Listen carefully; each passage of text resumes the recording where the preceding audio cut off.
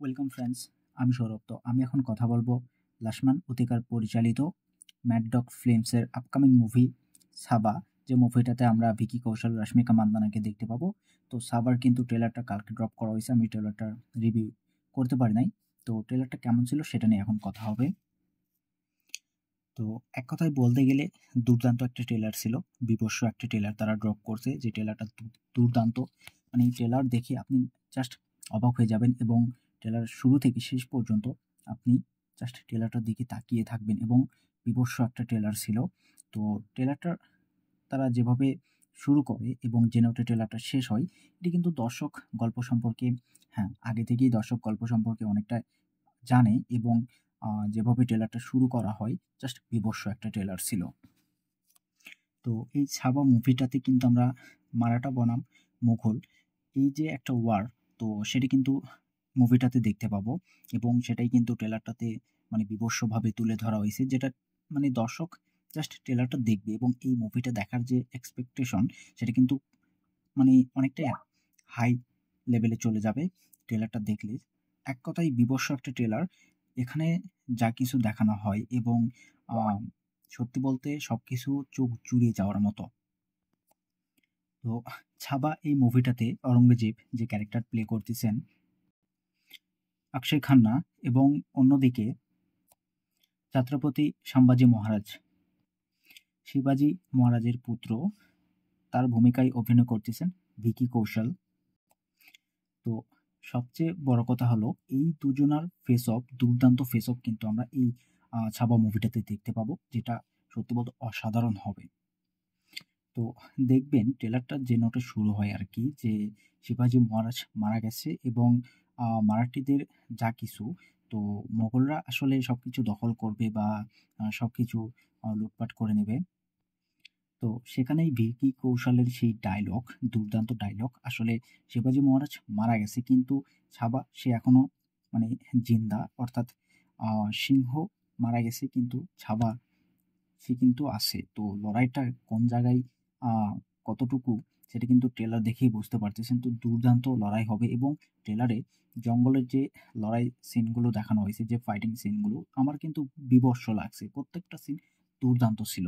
আর ভিকি কৌশল তার পারফরমেন্স সত্যি মানে এক কথায় অতুলনীয়। তার প্রত্যেকটা পারফরমেন্স, তিনি যেভাবে ডায়লগ ডেলিভারি করতেছেন, তো এটাকে আসলে ডায়লগ ডেলিভারি বলে না, এটাকে চেঁচিয়ে ডায়লগ ডেলিভারি। তার যে এক্সপ্রেশন, তার যে ফেসিয়াল এক্সপ্রেশন কিংবা তার যে এনার্জি, সত্যি বলতে আউটস্ট্যান্ডিং ছিল, দুর্দান্ত এনার্জি ভিকি কৌশলের ক্যারেক্টারের ভিতরে আমরা দেখতে পাই, যেটা ভিকি কৌশল কিন্তু মানে ক্যারেক্টারকে নিজের ভিতর দিয়ে যেভাবে তিনি বের করে নিয়ে আসছেন, এটা কিন্তু দেখবার মতো ছিল।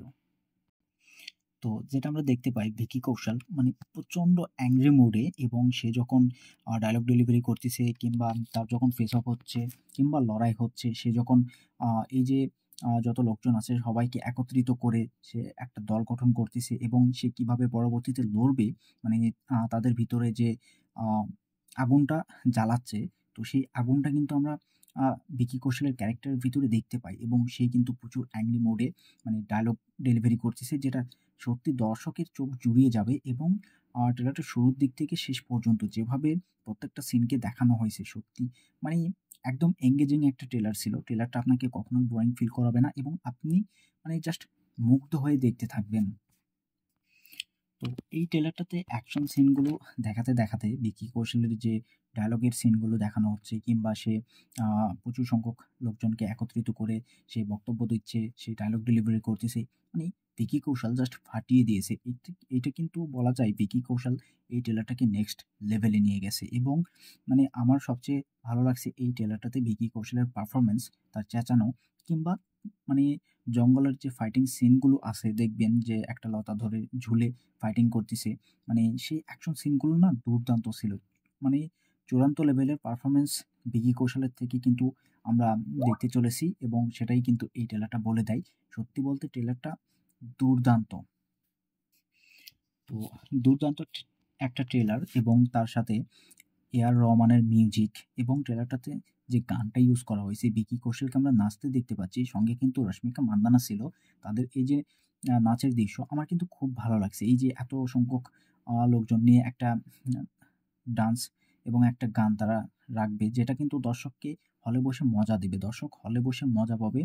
আর রশ্মিকা মান্দানা তার পারফরম্যান্সও আমার খুব ভালো লাগছে। এখানে তাকে খুবই কম রাখা হইছে কিন্তু খুব সুন্দর ছিল। তাকে বেশ সুন্দর লাগতিছে। আর ভিকি কৌশল আসলে কি বলবো আমি? এ.আর. রহমানের মিউজিক দুর্দান্ত ছিল। ট্রেলারটা জাস্ট অসাধারণ ছিল। এই ট্রেলারটা দেখে মুভিটা দেখার মানে সত্যি বলতে অপেক্ষা মানে এতটাই বেশি মনে হচ্ছে যেটা অসম্ভব। তো এই ট্রেলারটা যে লেভেলের ছিল বা যে লেভেলের ট্রেলারটা হইছে, তো প্রত্যেকে মুভিটা দেখার পরে ভিকি কৌশল তার কথা বলতেই হবে, তার প্রশংসা করতেই হবে। এটা আমি এখন বলতেছি যা মুভি দেখার পরে আপনারা অবশ্যই কথাটা মিলিয়ে নিবেন। তো এই ট্রেলারটাতে অক্ষয় খান্না তাকে প্রপারলি স্পেস দেওয়া হয়েছে এবং মুভিটাতেও অবশ্যই তাকে প্রপারলি স্পেস দেওয়া হবে। কারণ ভিকি কৌশলের সঙ্গে তার যে ফেস অফ গুলো হবে সেগুলো কিন্তু দর্শক হলে বসে মানে এনজয় নিবে এবং মানে সেই ফেস অফ গুলো দর্শক মনে রাখবে। দর্শক দেখতে চাইবে। তো সেটা দুর্দান্ত লেভেলের হবে এতে কোনো সন্দেহ নাই। আর যেভাবে এই সেট ডিজাইন করা হইছে বা যেভাবে ভিএফএক্স এর কাজগুলো করা হইছে, যেভাবে যে একটা গানের সিন রাখা হইছে ট্রেলারটাতে। তো এই যে গানটার কোরিওগ্রাফি খুব সুন্দর ছিল। সবকিছু সত্যি বলতে খুব সুন্দর। এই মুভিটা দর্শক মনে রাখবে এবং মুভিটা অবশ্যই বড়সড় একটা বিজনেস করবে এতে কোনো সন্দেহ নাই।